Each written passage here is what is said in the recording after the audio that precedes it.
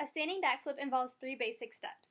The first step uses your arms, feet, and describes your surroundings. The second step involves your legs, arms, and head positioning, and the last step involves how you should land the skill.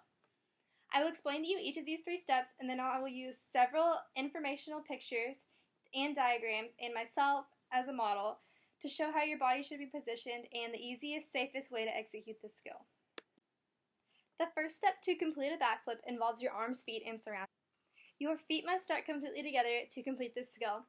It is important to do this because you will get more momentum when your body is in a straight, tight position and going straight upward. It is also important to keep your arms slightly outside your thighs and hips in a low V position. This makes it easier to swing and get power throughout your skill.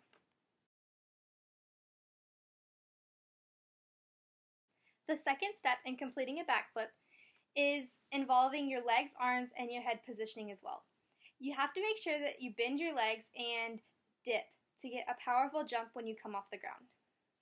Your arms should hit a parallel, completely vertical position with your knuckles facing toward the ceiling or the outside edges of the walls. And also, in order to execute this skill properly, you make sure that your head and eyes are looking downward at your feet or also straight in front of you, and make sure that they're not looking back or else you could possibly injure yourself.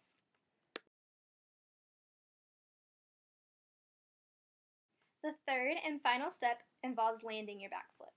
When you go for the flip, you have to jump straight up and you have to try not to jump backwards too much. This can lead to under-rotation and injury of the ankles or knees from landing wrong.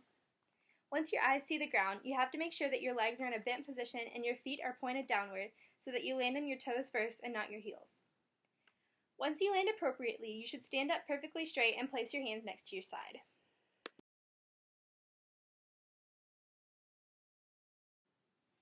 An example of a perfectly executed backflip is shown here.